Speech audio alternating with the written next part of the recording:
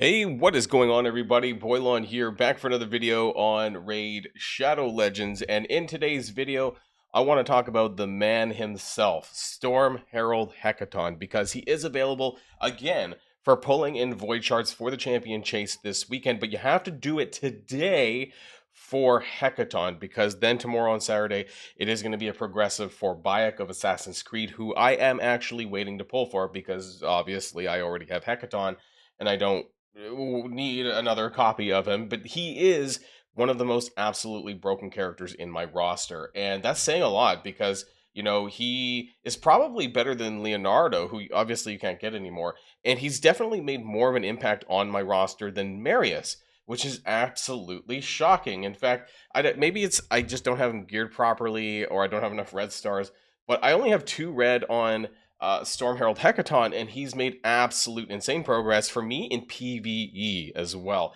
So I want to make it clear that for me, the focus of my account right now tends to be more on the PvE side of things. I'm not like end game enough to be like deep into the live arena PvP mess. So we're not going to be talking about that in today's video with regards to him.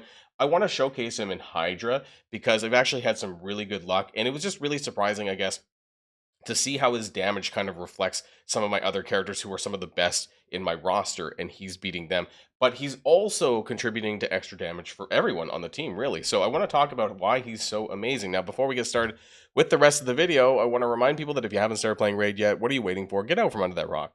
Download using the QR code in the top right of the screen to get Thol and Falbeard at the start of your journey.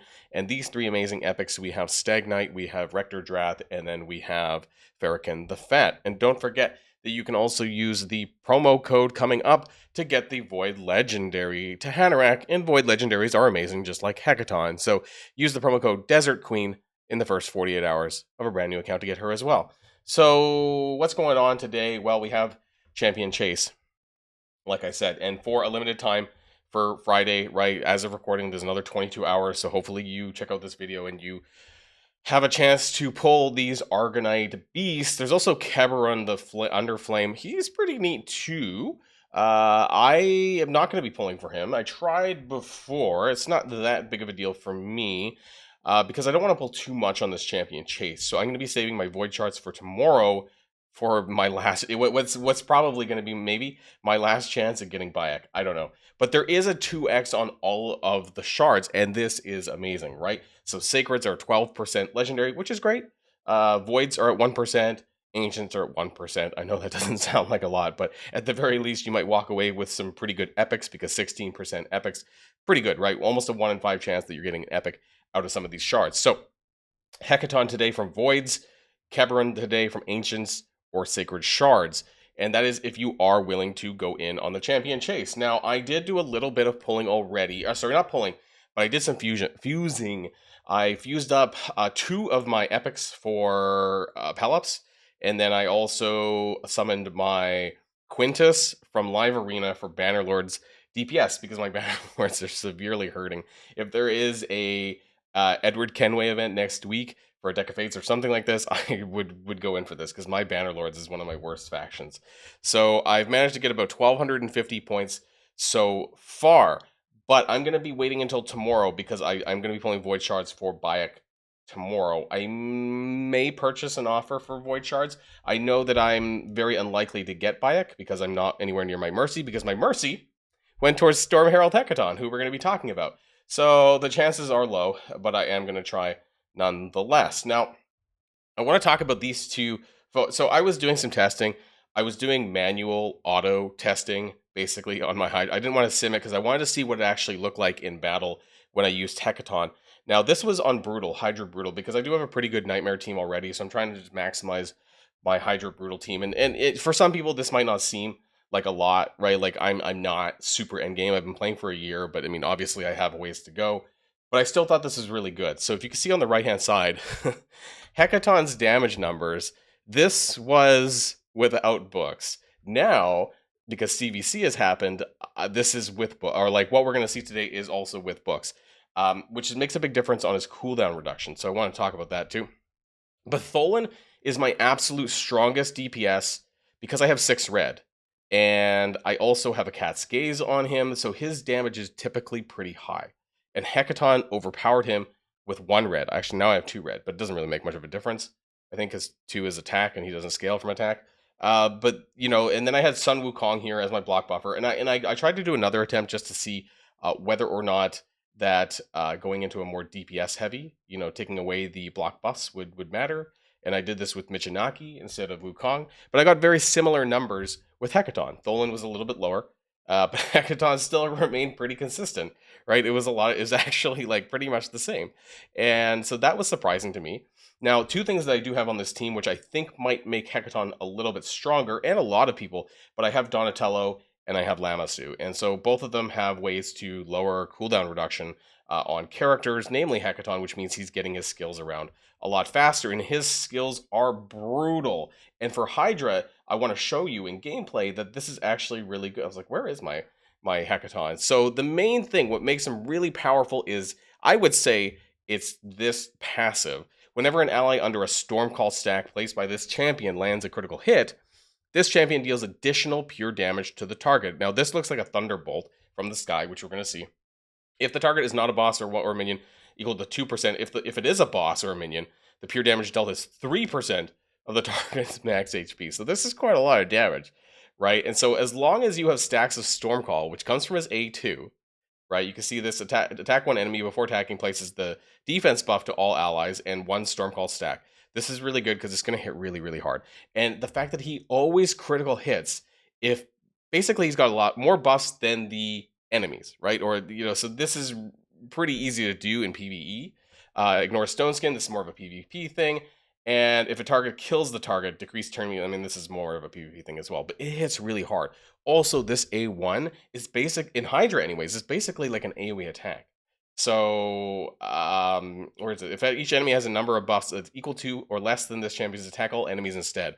So this actually hits really hard as well. Places a provoke, which is great for Hydra. He has, but I actually don't like this part that it's only to a target ally, but maybe it would have been too OP if he had, you know, too much of this. Obviously, the crit rate buff is going to be helpful to helping other characters crit more with Stormcall, right? And even for some of my support champions.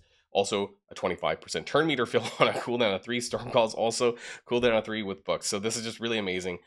Get those books in him ASAP for those cooldown reductions. So I want to go back in, and we're going to be seeing a manual play run of my Hydra Brutal because I haven't actually placed the key in it yet. You saw the screenshots of it. That was like basically a manual auto, and I think I have my team saved here. So this was the exact same team that I used. This time I am going to be using Wukong still. I need to move his gear over actually because I kind of share it with my top Mikey DPS gear, so I just kind of throw it onto him. It's a lethal set, try to get a little bit extra damage. For some reason though, I just find, and maybe it's because his skill is not completely maxed, but like I feel like I just don't get a lot of damage out of Wukong. I thought he hit harder. Maybe I was mistaken. Like, I guess he's not a pure DPS champion. I thought he was, but you know, anyways, I digress. He's really great for like keeping buffs off of Hydra and stealing them before placing the block buffs. Lamassu also does it, but you know, I like having that extra security by having 2 characters that can kind of block buffs and also steal. So I'm gonna show you how this runs. I have 3 quick battles, but I'm gonna actually run this on manual auto just to show how deadly this guy is and why if you have any void shards, you really should be pulling on him today. So we're starting here. Now, when things get going, I have it set up in a particular way. We start with Stormcall. It's about 270. You can just see the damage numbers already kind of starting to stack up a little bit. And you might be able to see in the background, especially if I can get to like a Tholen attack, maybe like a AoE will go over here. Maybe. I hate that I have no way to block the fears though, because that could change. Is he under fear? I'm pretty sure he is. Yeah, he is totally under fear. Let's do one of these though instead. Oh, it got feared. Of course it does, right? Extend the buffs. I wanted to get this because you might be able to see it. It might be easier to see on 1x, like the lightning bolts that come down off the sky. Oh, does he not have Stormcall? He doesn't have Stormcall. Okay, my bad. Does Wukong have Stormcall? Yeah, he does. And he got feared, of course. I'm trying to show this off, and then we need to get the decreased speed off. I'm trying to show off like his skills here. Maybe I should just put it back on auto. My point is that you can start to see how much damage starts stacking up when they have Stormcall if I don't get feared, right? That's basically what I'm waiting for. Now, Lamassu's ability to reset cooldowns. I don't actually know like what the AI algorithm is for that. You might be able to, does he have Stormcall yet? No, he needs to do his damn. I should maybe put a priority on that skill. Actually, I think that's something he should do it on this next attack. Right, come on, give us Stormcall. There we go, Stormcall. So I want to see like Tholen. So Tholen's gonna do extra damage as a result.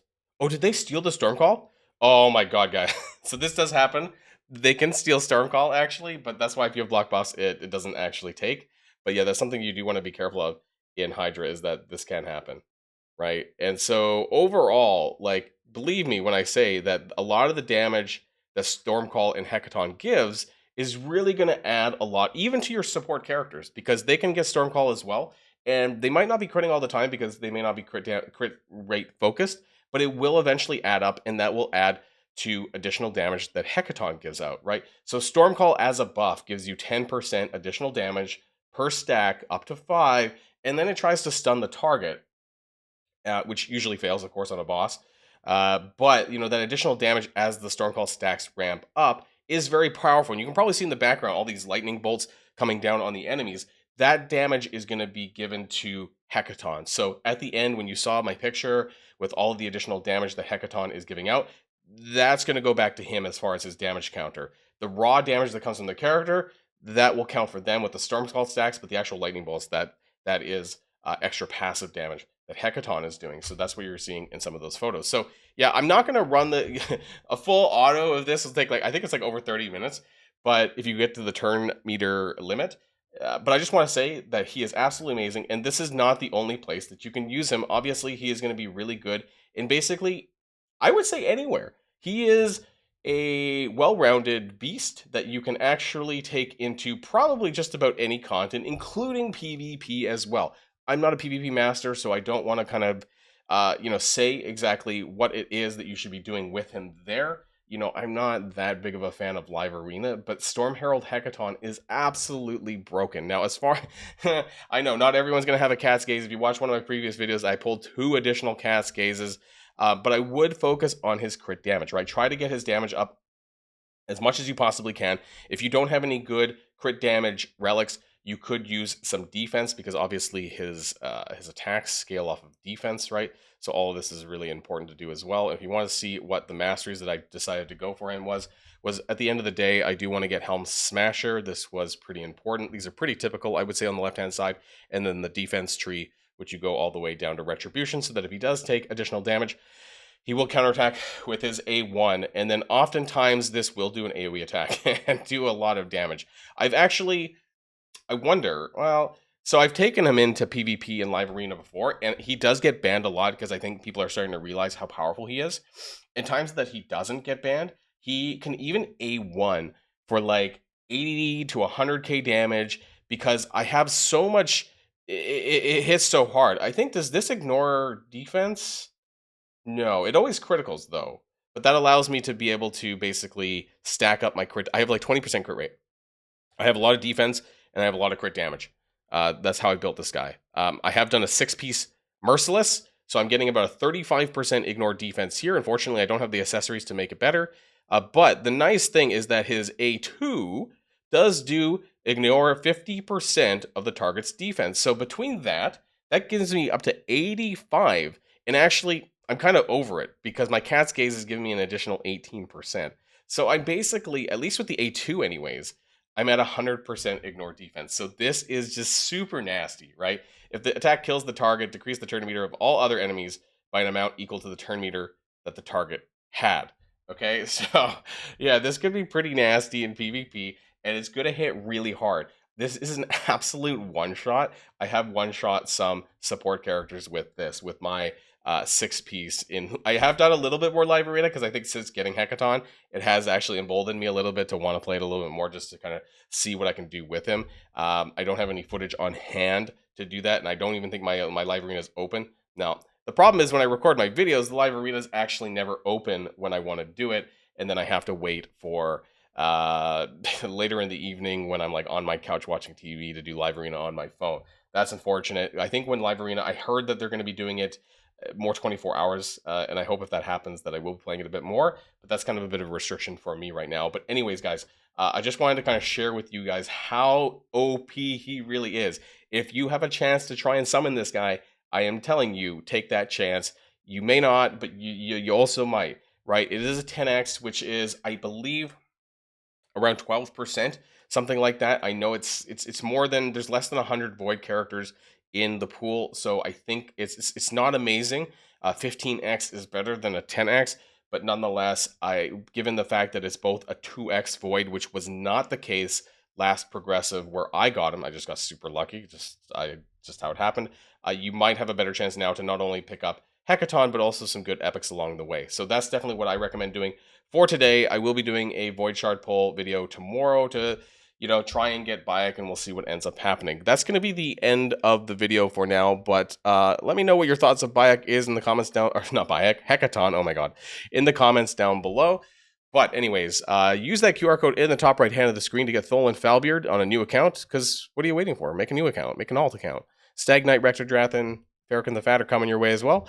And don't forget that you can get this other amazing Void Legendary Support Champion by the name of Tahanarak, and all you gotta do is use the promo code Desert Queen in the first 48 hours of a brand new account.